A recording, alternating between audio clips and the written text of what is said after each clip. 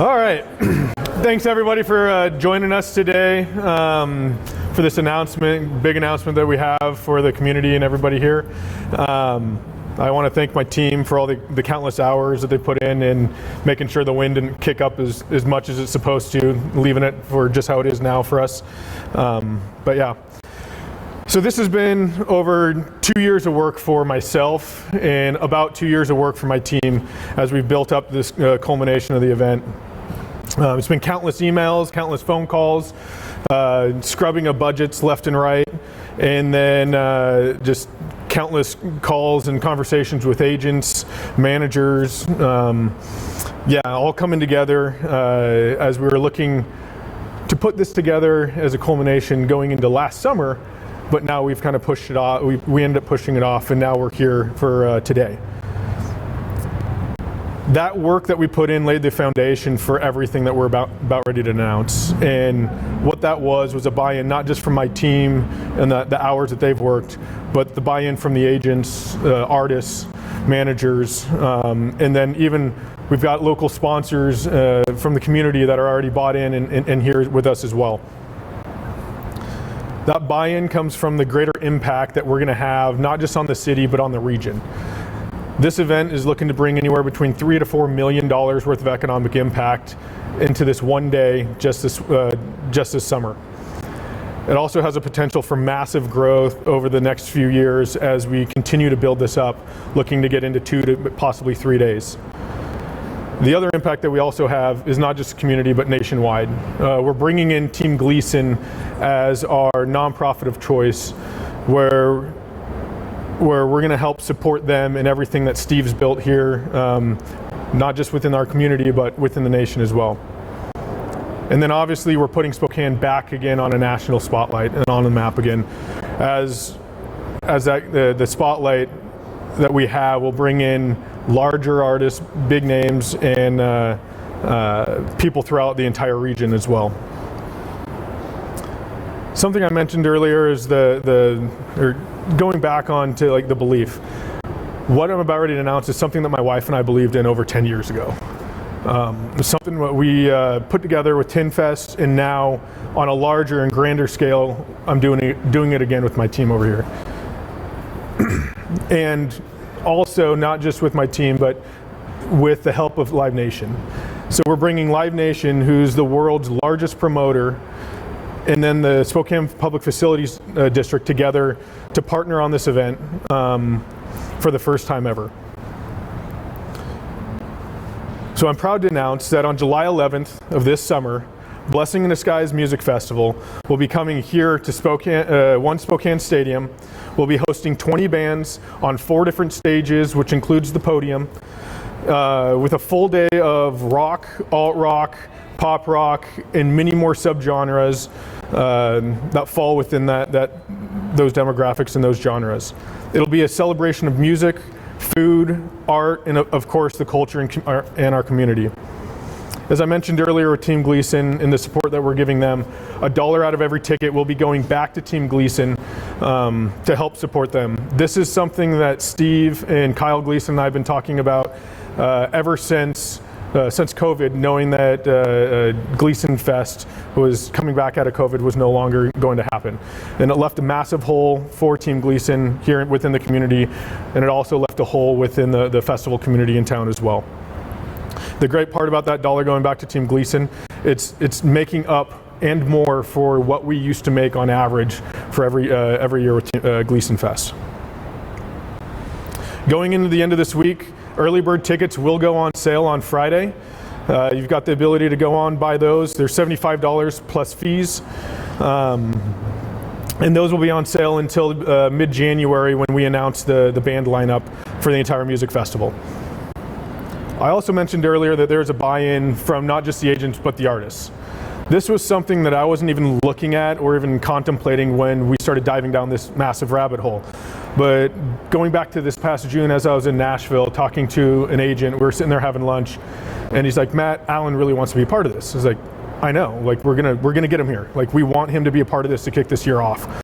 And he goes, "No, he really wants to be a part of this. He wants to have like a partnership in everything that you guys are doing, not just on one year, but on every single year you guys are gonna have this music festival. And I just sat there, I was like, well, what do you mean? And he's like, he wants to be an ambassador. So I am excited to announce that for the music festival, for Blessing in Disguise, Alan Stone will be our official ambassador and help curate the music festival. He'll have an entire stage kind of devoted to him and his music and his friends. It's something that he looked at from other festivals that he's been to and wanted to bring pieces of all those different festivals back to Spokane as a celebration to help the community and celebrate the community and the arts and the culture. You might be thinking, why Blessing in Disguise? Well, this goes back to homage. This goes back to the history of Spokane.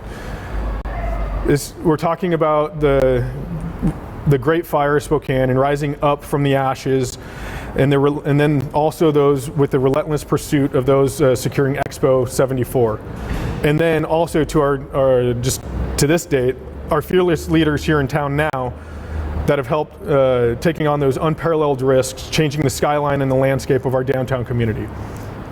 Some might say, standing here in this building, we are standing possibly on a blessing in disguise as we speak. But time will be the teller of that tale. Until then, we can all help be part of making history within Spokane by coming back here July 11th with 20,000 of our favorite friends for Blessing in Disguise Music Festival. Thank you.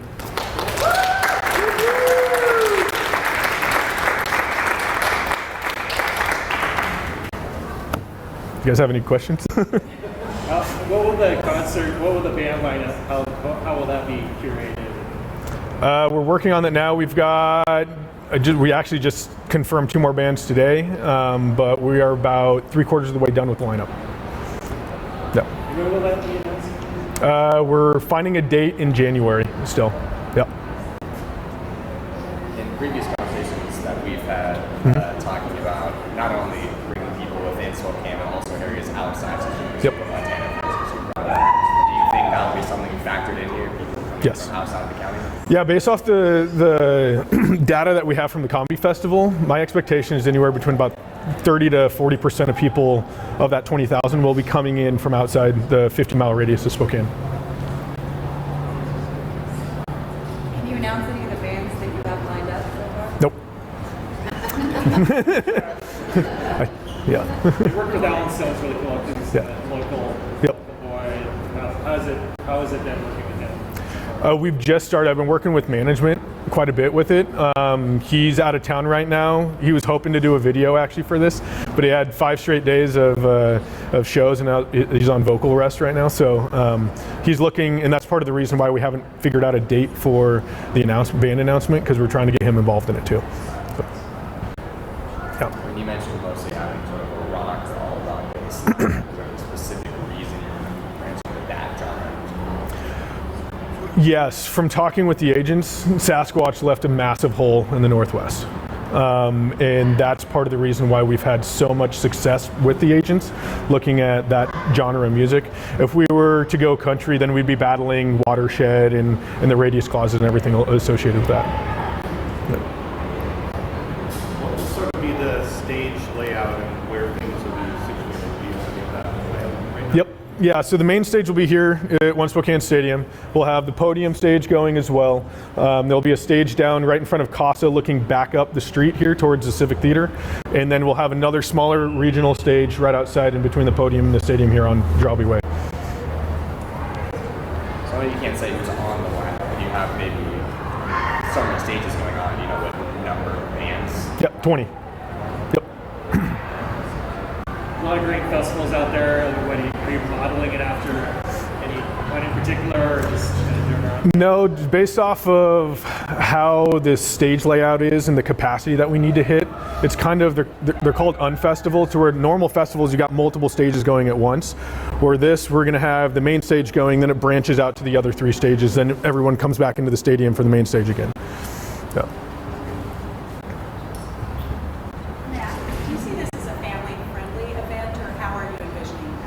Yes, we do see it as family friendly. There's obviously we can't control what the artists say and do up on stage, but we are, especially this first year, there's definitely going to be a lot of kids coming to the show. My daughter included. Now you talked about being able to walk among all the stages with a wristband that allows you to carry your drinks. How's that going to work? We're working through that right now. That's still something that we have to work through. Yep. Yep. LCB. Yep.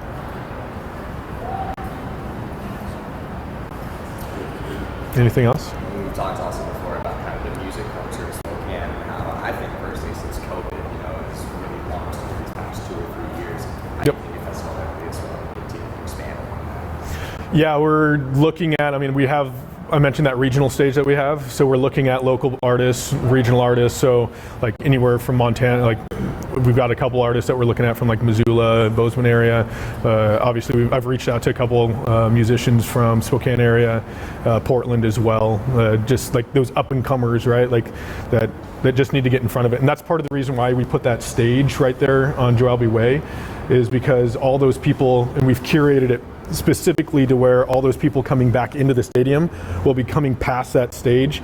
Plus, as they're waiting for everything in here to be going, you're going to be able to hear the music being played on that stage as well.